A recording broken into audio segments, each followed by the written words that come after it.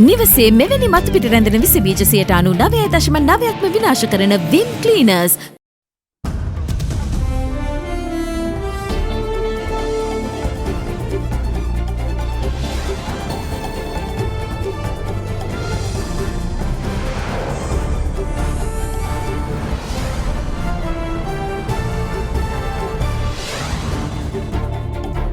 Tonight, what's the issue?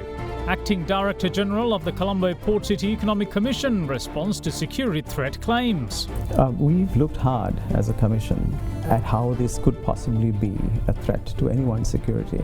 And quite frankly, we haven't been able to find it yet. End of a lengthy wait. 24-hour vaccination starts in Colombo, prioritising those awaiting the second dose of AstraZeneca jab. Things to come. An expert warns that the island is yet to face the worst. Warn that Sri Lanka is going to face the worst COVID outbreak that it has faced in the months ahead. Ending a hiatus.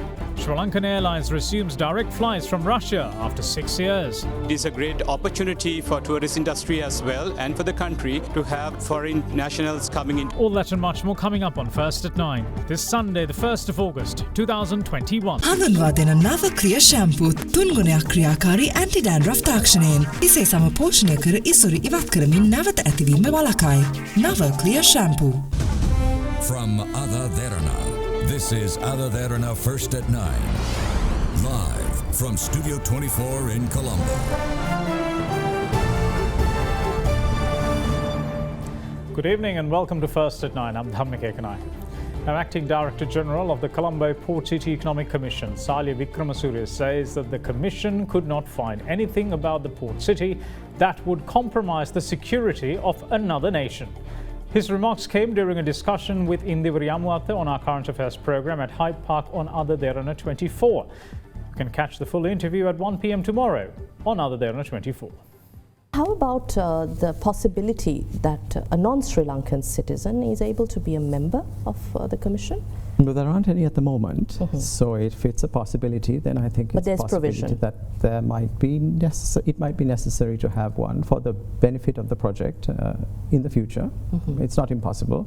Sri Lanka faced a challenging period, especially when we talk about the central bank governor with a non-Sri Lankan citizen being appointed to its helm. Why is it necessary for us to have a foreign citizen, if at all? Let's talk about the objectives of the Commission first. What the Commission is set up to do. It is to meet the objectives of the project within the time frame and meet the economic requirements of the project. Those are, and in no particular order, several items of strategic importance to Sri Lanka. One of them is unlocking financial value. That's value to the country, value to the investor, value to the stakeholders, and value to the investor, the general list of citizens here and overseas. Another one is to preserve independence of action, both internal and external. A third one is to provide a brand rehabilitation for the project because of so much misinformation that has been disseminated about it, and provide a customer experience that is unparalleled anywhere else. We need to build world-class teams to execute this. In other words, every single thing we do as a Commission has to be different, in other words, better than is done not just in Sri Lanka, but in most other places. Something in there might require expertise to be brought in from outside at some point. There is concern that a lot of matters does not have to go through parliamentary process, the legislative process here, that the Port City Commission can grant tax breaks or approve companies arbitrarily without going to Parliament. It is true that the Commission does not need to seek parliamentary approval for the items you mentioned, but it is not true that the Commission will act arbitrarily. The Commission will follow a set of rules that it sets for itself, and so those rules will be transparent, and those rules via the office that we hold by being appointed by the President of Sri Lanka are ultimately accountable to Parliament. Now the Commission will be operating while India and the US still have concerns about the port city. And a spokesperson for India's Ministry of External Affairs said they hope Sri Lanka will be mindful of the external bilateral ties with India, including for mutual security. So how do you think the Commission will act in such a way that we will not threaten these other superpowers, especially because China is heavily involved and there is massive concern? We've looked hard as a Commission at how this could possibly be a threat to anyone's security. And quite frankly, we haven't been able to find it yet. Because physically, we are part of Sri Lanka's national sovereign territory, thereby falling under all of the other laws that apply for protection, national interest and national security.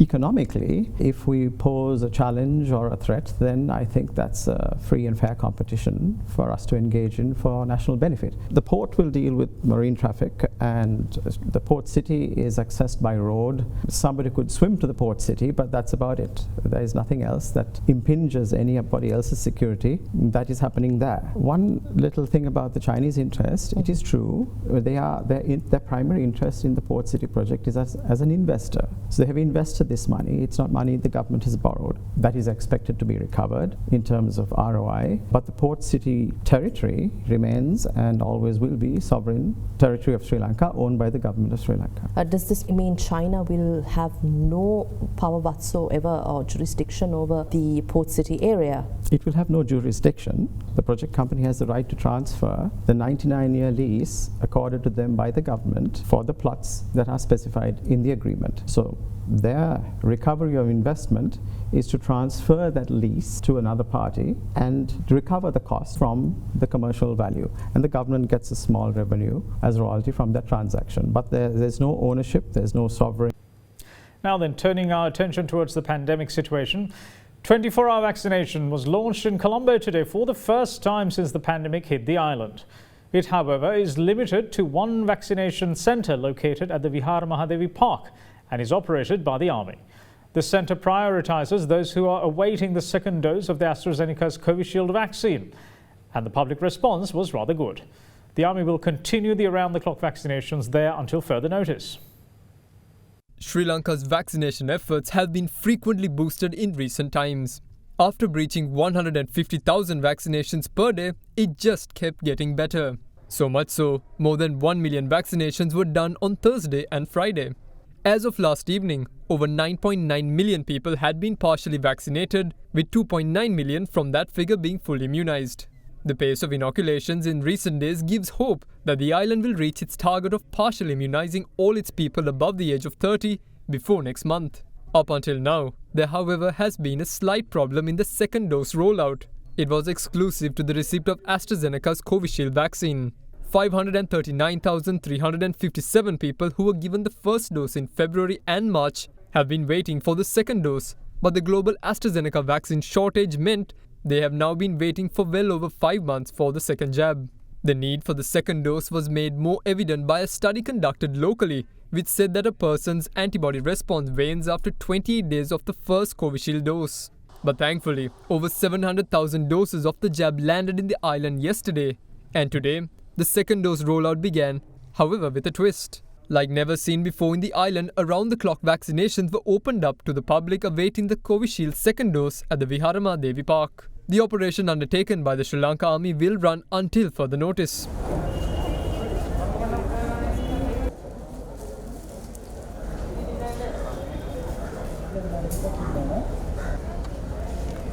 පළවෙනි මාත්‍රාව ඇස්ට්‍රාසෙනික ගත්ත හැම කෙනෙක්ටම අනිවාර්යයෙන්ම දෙවෙනි මාත්‍රාව දෙනවා. ඒක නිසා කලබල වෙලා දුවගෙන එන්න අවශ්‍යතාවක් නැහැ. මේ වෙනකොට අපි 83ක් පමණ අවුරුදු 30ට වැඩි අයට එන්නතේ පළවෙනි මාත්‍රාව හෝ ලබා දීලා තියෙනවා. සති දෙකක් තුනක් යනකොට අපිට 100% දක්වා ඒක ගෙනියන්න පුළුවන්. ඒත් එකම ඇස්ට්‍රාසෙනික එන්නතේ පළවෙනි මාත්‍රාව ලබා ගත්ත අයගේ බලය බිඳලා ප්‍රතිශක්තිකරණය අඩු වෙලා කියලා සමාජ මාධ්‍ය ප්‍රචාර යනවා. ලෝක සෞඛ්‍ය සංවිධානයේත් කියනවා නෑ ප්‍රශ්නයක් නෑ කියලා. මේ එන්නත නිෂ්පාදනය කරපු පර්යේෂණ කරපු ඔක්ස්ෆර්ඩ් පර්යේෂණ කණ්ඩායමත් කියනවා. එතකොට ලෝකෙ මේ සම්බන්ධයෙන් පර්යේෂණ කරපු අනිත් අයත් කියනවා ප්‍රශ්නයක් නෑ මාස 6කට පස්සෙත් බලය තියෙනවා ගුණය තියෙනවා කියලා. විශේෂයෙන්ම ලංකාවේ මේ කීප දෙනෙක් කියන එක මං හිතන්නේ අපේ රටේ මිනිස්සු පිළිගන්නේ නෑ. පිළි නොගන්න නිසා තමයි පළවෙනි මාත්‍රාව ගත්ත මේ දසදහස් ගාණක් දෙවෙනි මාත්‍රාව බලාපොරොත්තුෙන් ඇවිල්ලා ඉන්නේ. The new batch of the AstraZeneca vaccine will be rolled out at 18 MOH areas. For further information, visit our website www.AdaDerana.lk. In the meantime, 330,868 vaccinations were done yesterday. 306,507 of them were given the first dose of the Sinopharm vaccine, while 20,100 persons were given the second dose. 2,395 Pfizer vaccines and 1,866 Moderna vaccines were also used in the country's inoculation drive. The police have tracked down another woman who used to be employed at MP Rishad Badiuddin's residence. What she has told them is that she too was sexually molested during her time there. Demonstrations continue in various parts of the island seeking justice for 16-year-old Ishalini, who died of burns sustained at MP Badiuddin's residence. Meanwhile, the Colombo district organizer of the MP's political party has released a statement questioning the claim that Ishalini was sexually molested when she was at Badiuddin's household. The Colombo district organizer of the MP Rishad Badiuddin-led All Ceylon Makar Congress, AJ Mohammed Faiz, released a statement today pertaining to the death of the 16-year-old Ishalini, who was employed at the Badiuddin residence as a maid. It said that though it is reported that the room provided for Ishalini at the house is 6 by 4 feet, the real dimensions of the room is 7.4 by 6 feet. Further, she was provided with a functioning fan and light, as well as a fully equipped bathroom. Mohammed Faiz goes on to say that the girl only spent 7.5 months at the Badiuddin residence, and there is no evidence to suggest that she was sexually molested during that time. In the meantime, investigations were launched into 10 women who were employed at the Badiuddin household from 2010. මේ දැරිය මියගොස් තිබෙනවා. ඒ වගේම තවත් කාන්තාවක් යම්කිසි රෝගයකින් මියගොස් තිබෙනවා. තවත් කාන්තාවක් මෙම නිවසේ සිට ගෘහ සේවය අවසන් වීමෙන් පසුව පිටව යාමෙන් අනතුරුව සියදිවි නසා ගැනීමක් සිදු කර ඇති බවට වාර්තා වී තිබෙනවා. කෙසේ වෙතත් 11 දෙනාගෙන් 8 දෙනාගේ ප්‍රකාශ අද දිනය වන විට සටහන් කර තිබෙනවා. Meanwhile, a woman from Diagama who used to be employed at the Badiuddin residence was found by police from Kalaniya. She has told the police that she too was sexually molested during her time at the Badiuddin household. The police took her to the MP's residence located at the Baudha Lokamavata today.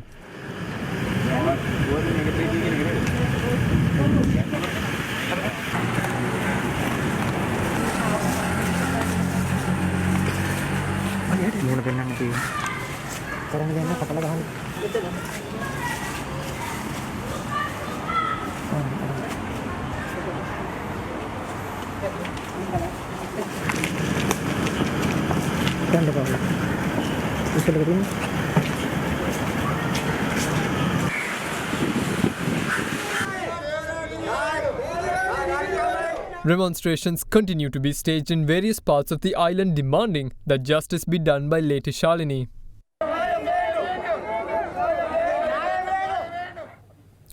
The first direct flight operated by the Sri Lankan Airlines between Russia and Sri Lanka landed with 51 passengers on board today after 6 years. The flight, which is operated on a weekly basis, is expected to leave Moscow on Friday and arrive at the Bandaranaike International Airport on Sunday morning. After a 6-year hiatus, Sri Lankan Airlines resumed direct flights between Sri Lanka and Russia today. The flight UL 534, which took off from the Russian capital of Moscow, landed at the Bandaranaike International Airport at 6:30 am this morning. It brought 51 passengers to Sri Lanka. This flight, which is operating on a weekly basis, will leave Moscow at 10:20 pm on Fridays and arrive at the BIA at 6:10 am on Sundays. Passengers are very comfortable and they are very happy about the Sri Lankan Airlines service as well as what they are going to experience in Sri Lanka. Most of the passengers have come in for the first time and most are going to stay for about 1 month. So it is going to be a wonderful news, and if this flight will continue once a week, and it is a great opportunity for tourist industry as well and for the country to have foreign nationals coming in. A video is doing rounds on social media which shows that a pair of shoes, which looks to be manufactured by a well-known global footwear manufacturer, featuring the terrorist group LTTE's insignia. The video in question shows the unboxing of the shoes bearing the LTT signage. After the video came to light, the Foreign Ministry has contacted the footwear manufacturer concerned. The company has, however, said that the shoes depicted in the video have not been manufactured by it. The company had also informed that they would investigate to ascertain the abuse of intellectual property and conduct appropriate enforcement as per company practice. We will see you on the other side of this break. Stay with us. Big 3. Now, returning to the whole pandemic situation, Head of Virology at the University of Hong Kong, Professor Malik Piris, is warning Sri Lanka that the worst for the island is yet to come and it will hit the island in the coming months. He also notes that the entire world could have prevented the pandemic had the health sector been given the same priority as defense. The travails brought on by the COVID-19 virus have come in various forms, with the latest being the more transmissible and dangerous Delta variant. According to the World Health Organization, the Delta variant has been identified in 132 countries. The World Health Organization in Sri Lanka tweeted today that the COVID-19 cases are rising globally, including Sri Lanka, and that it is driven by the highly transmissible Delta variant, increased social mixing mobility, inconsistent public health and safety guidelines, and inequitable vaccination. And in Sri Lanka, the daily COVID-19 cases have been rising so much so that yesterday, 2,177 new infections were confirmed from across the country. The Western Province once more had the most number of fresh infections with 949. The Gampha district, a part of the Western Province, reported 441 cases, the highest from any district. 27 imported cases was also among yesterday's caseload. In this backdrop, Head of the Virology Department at the University of Hong Kong, Professor Malik Piris, warns that the country will have to face the worst outbreak it has ever faced in the months ahead. New variant, which is the Delta variant. And this, of course, played havoc in India. And I'm afraid I have to say that it is going to have a major impact on Sri Lanka in the coming weeks. As a public health professional, I would be remiss in my duty if I do not warn that Sri Lanka is going to face the worst COVID outbreak that it has faced in the months ahead. All congratulations to the government and Professor Jayasumana for pushing forward the vaccination campaign, which is going very well. However, as you know, you need 2 doses of vaccine to have a significant impact. And in the next 1 or 2 months, that is not going to protect us from the impact of the Delta variant. So I hope the population is well advised of that. Professor Piris also explained how new variants emerge. Viruses replicate in living cells, and when they replicate, they acquire mutations. And this is not a designed process, but it's the blind force of evolution, which will throw up a range of diverse virus variants. And of course, the viruses that are best suited to transmit become selected. And that's how these variants arise. So these variants are not selected for virulence or causing more severe disease. They are selected for transmissibility. This is why the Alpha variant that hit Sri Lanka earlier this year was more transmissible than the previous one, but the Delta variant, which is currently in Sri Lanka, is even more transmissible than the Alpha variant. So sequentially, the virus is becoming more and more transmissible. In the meantime, the country's overall number of COVID-19 recoveries is also on the rise.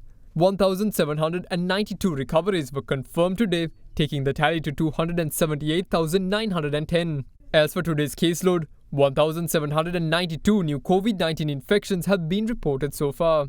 According to Professor Piris, the entire pandemic could have been averted had the world shown a bit of foresight. We have these very expensive toys like what you see here, an aircraft carrier. The cost of building one of these is $13 billion US.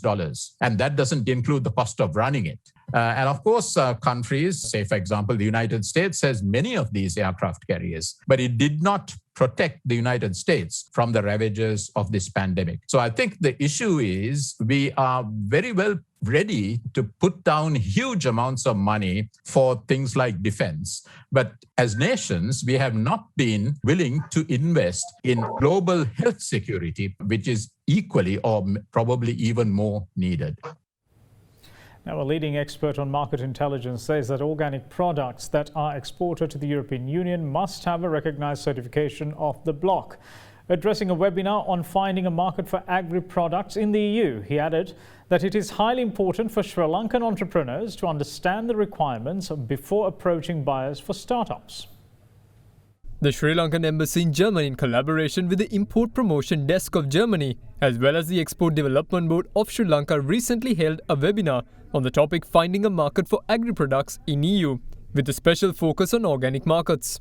During the webinar, several questions pertaining to conducting businesses with the European Union were discussed. One such was the methods that can be used by entrepreneurs in securing buyers for a startup. What I would advise is also to start understanding volume and quality requirements before approaching buyers, or having this dialogue very closely with the buyer, because as a startup, it's important that you understand if you're capable of supplying specific buyer categories or not. In terms of approaching, what is important for a startup is to de-risk the operation of the buyer. So to really have very clear documentation, not only about your product, but also your company structure, for example. How is your company structured and what are the different departments of your company? How do you operate? And very complete product information is essential here.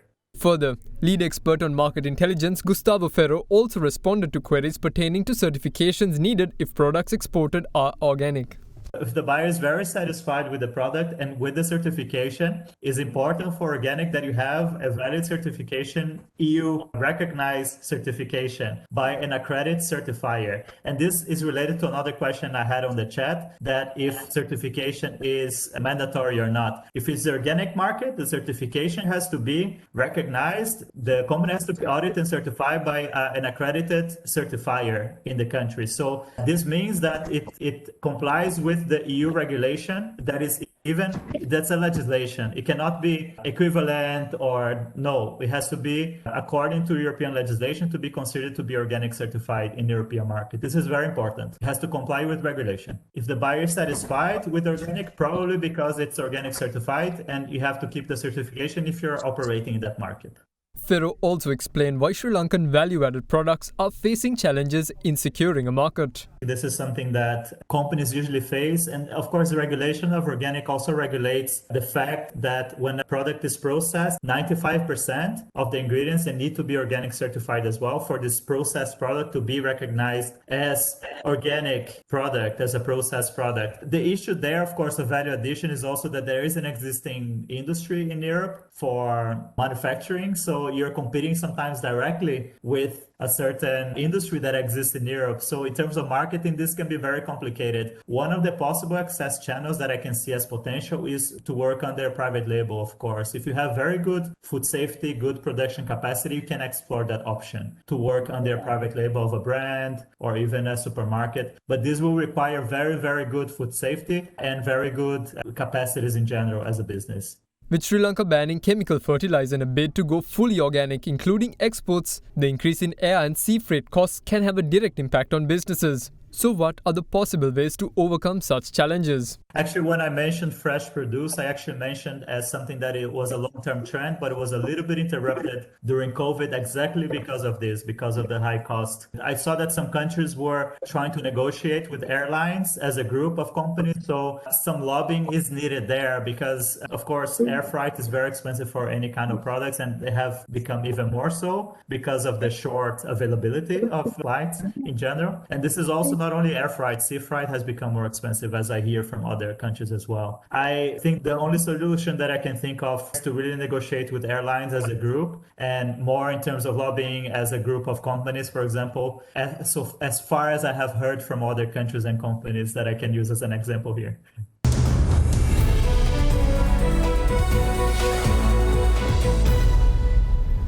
Welcome back. This is First at 9. Now, with trading for the month of August set to begin tomorrow at the Colombo Bourse, market activity as well as turnover levels are expected to remain on the high side. The all-share price index ended 20.28 points lower at 8,120.48 on Friday, while the S&P SL20 index of more liquid stocks fell 9.37 points to close at 3,062.17. Here's Dimantha Matthew with what we can expect at the market in the coming days. Looking at the upcoming week, starting off with a new month, with this what we think is there will be fresh interest in the market, and buying interest is likely to emerge stronger with the strong results that are coming out at the moment. So stocks in the capital goods sector, material sector likely to do well, especially the stocks with dollar income companies, that's where the investors are focusing on. So with this, we feel that the activity and turnover levels will continue to be onto the high side with the positive environment and the sentiment that is there in the market. So overall, we feel that all investors will be interested in the market, and this is the results season. So with that, there will be higher level of buying interest in the market, and with this, there will be likely to be more upside into the market in the coming week.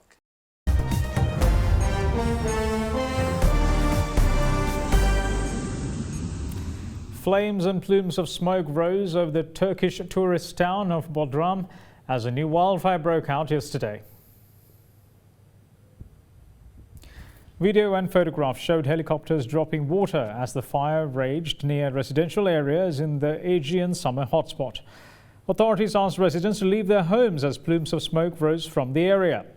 The death toll from the fires rose to 6 yesterday as 2 firefighting personnel also died during efforts to control the fires. Wildfires are common in southern Turkey in the hot summer months, but local authorities say the latest fires have covered a much bigger area. Turkey's Agriculture and Forestry Minister said a total of 98 fires had broken out in the past 4 days, of which 88 were under control.